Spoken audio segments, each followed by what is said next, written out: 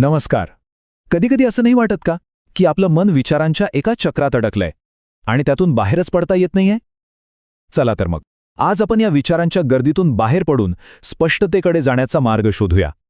असं होतं ना अनेकदा की कोणाशी तरी बोलणं होऊन जातं, पण त्यानंतरही तेच संभाषण आपल्या डोक्यात फिरत राहतं. आपण एक एक शब्द, एक एक वाक्य पुन्हा पुन्हा आठवत बसतो. खरं तर हे ओव्हरथिंकिंगचं म्हणजे अतिविचाराचं एक अगदी सामान्य लक्षण आहे. किंवा असं बघा, साध्या दिवशी काय कपडे घालायचे हे ठरवायला सुद्धा 10-15 मिनिटं जातात. एवढ्या छोट्या निर्णयासाठी सुद्धा गोंधळून जाणं हे सुद्धा त्याच अतिविचाराचं एक रूप आहे. आणि हे तर मला वाटतं अनेकांना लागू होईल.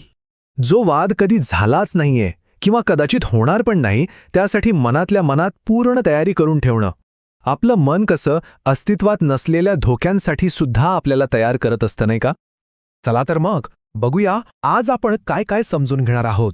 सगळ्यात आधी हे अतिविचाराचं चक्र आहे तरी काय, मग आपण यात का अडकतो, त्यानंतर यातून लगेच बाहेर पडण्यासाठी काय करता येईल, आणि शेवटी कायमस्वरूपी स्पष्टता कशी मिळवायची.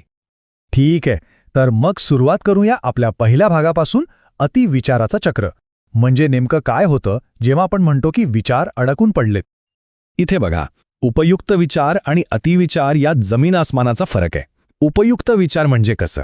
ध्येयाकडे जाणारा सरळ मार्ग जो आपल्याला उपायांपर्यंत पोहोचवतो. पण अतिविचार तो आपल्याला जर असं झालं तर, तसं झालं तर या चक्रात अडकवून ठेवतो. आणि यातून हाती काय लागतं? फक्त चिंता. म्हणजे एकदम सोप्या भाषेत सांगायचं झालं तर अतिविचार म्हणजे काय? तर विचारांचा असा एक खेळ जिथे आपण एकाच जागेवर गोल गोल फिरत राहतो, पण पुढे 1 इंचही जात नाही. आपण समस्येवर विचार तर करतोय, पण त्यातून ना काही उपाय सापडतोय, ना कोणती कृती घडतीये. बरं, मग प्रश्न असा येतो की आपण ह्या चक्रात अडकतोच का? चला याची मुळं शोधूया. हे वाक्य खूप काही सांगून जातं की हा आपला जगण्यासाठीचा मेंदू आहे जो फक्त ओव्हरड्राईव्ह मोडमध्ये अडकलाय. म्हणजे बघा, आपला मेंदू ना एका अलार्म सिस्टमसारखा आहे. हजारो वर्षांपूर्वी तो आपल्याला खऱ्या वाघांपासून वाचवायचा. आता आपल्या आयुष्यात खरे वाघ तर नाहीयेत, पण तोच अलार्म ऑफिसच्या डेडलाईनसाठी किंवा एखाद्या छोट्याशा भांडणासाठी वाजत राहतो.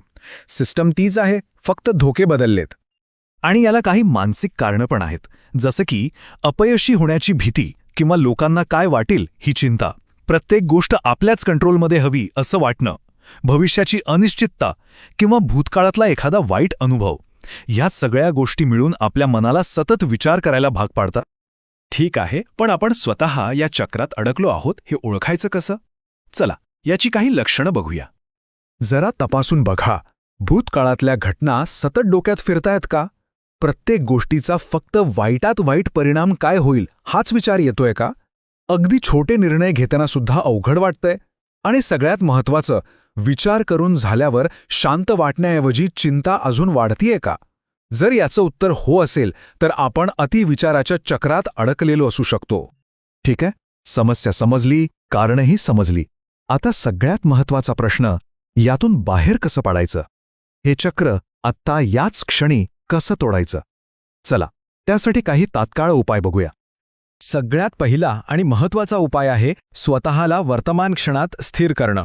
कारण बघा, अतिविचार आपल्याला एकतर भूतकाळात घेऊन जातो किंवा भविष्यात.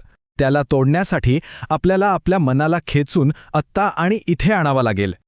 आणि त्यासाठी हे खूप प्रभावी तंत्र आहे, 5-4-3-2-1 ग्राउंडिंग टेक्निक. जेव्हा विचारांची खूप गर्दी होईल ना, तेव्हा फक्त थांबा आणि आपल्या आजूबाजूला दिसणाऱ्या 5 गोष्टींची नोंद घ्या.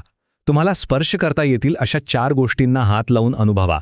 तुम्हाला ऐकू येणारे 3 वेगवेगळे आवाज ओळखा, नाकात येणारे 2 गंध ओळखा आणि जिभेला जाणवणारी कोणतीही एक चव आठवा. हे तंत्र आपल्या 5ही इंद्रियांना कामाला लावतं आणि मनाला विचारांच्या वादळातून बाहेर काढून वर्तमानात आणतं. दुसरा एक उपाय आहे 15 मिनिटांचा चिंता टायमर लावणं. म्हणजे काय? तर ज्या गोष्टीची चिंता वाटते ना, त्यासाठी दिवसातला एक ठराविक वेळ ठरवा. समजा 15 मिनिटं, आणि स्वतःला सांगा की मी फक्त याच वेळेत या विषयावर विचार करणार. असं केल्याने ती चिंता दिवसभर आपल्या डोक्यावर बसून राहत नाही, तिला आपण एक वेळेत बांधून ठेवतो. अजून एक सोपा मार्ग, डोक्यातले विचार कागदावर उतरवा. जेव्हा डोक्यात विचारांची खूप गर्दी होते तेव्हा ते लिहून काढल्याने त्यांना एक प्रकारची शिस्त लागते, विचारांचा वेग कमी होतो आणि सर्वात महत्त्वाचं म्हणजे आपल्याला त्या विचारांपासून थोडं बाजूला होऊन त्यांच्याकडे बघता येतं. आणि हे लक्षात ठेवा, कृती हे विचारांवरील उतारा आहे. तासनतास विचार करत बसण्यापेक्षा एक छोटीशी का होईना पण कृती करणं कधीही चांगलं, कारण कृतीमुळे विचारांचं चक्र आपोआप थांबतं. परफेक्शनची वाट बघू नका, फक्त एक लहानसं पाऊल पुढे टाका. हे तर झाले तात्काळ उपाय, पण आता अशा काही सवयींबद्दल बोलूया ज्या आपल्याला कायमस्वरूपी स्पष्टता देतील आणि आपल्या मेंदूला शांत राहण्यासाठी प्रशिक्षित करतील. यासाठी काही सवयी आपण लावू शकतो, जसं की छोटे आणि जलद निर्णय घेण्याचा सराव करणं, स्वतःवर विश्वास ठेवायला शिकणं, आयुष्यातली अनिश्चितता स्वीकारणं, रोज थोडा वेळ ध्यान किंवा सजगतेचा सराव करणं, आणि हो, पुरेशी झोप आणि नियमित व्यायाम तर हवाच. या सगळ्या सवयी हळूहळू आपल्या मेंदूमध्ये नवीन सकारात्मक मार्ग तयार करतात, ज्यामुळे अतिविचाराच्या जुन्या वाटा आपोआप बंद होतात. हे खूप महत्त्वाचं सूत्र आहे की आपलं लक्ष प्रयत्नांवर असायला हवं, परिणामांवर नाही. कारण खरं तर आपल्या हातात फक्त प्रयत्न करणं आहे, परिणाम नाही. आणि ज्या क्षणी आपण परिणामाची चिंता करणं सोडून देतो, त्या क्षणी अतिविचाराला खतपाणी घालणारी सगळ्यात मोठी गोष्ट म्हणजे चिंता तीच कमी होऊन जाते. एक गोष्ट लक्षात ठेवली पाहिजे की ही सुधारणा एका दिवसात किंवा एका रात्रीत होणार नाही. हा एक प्रवास आहे.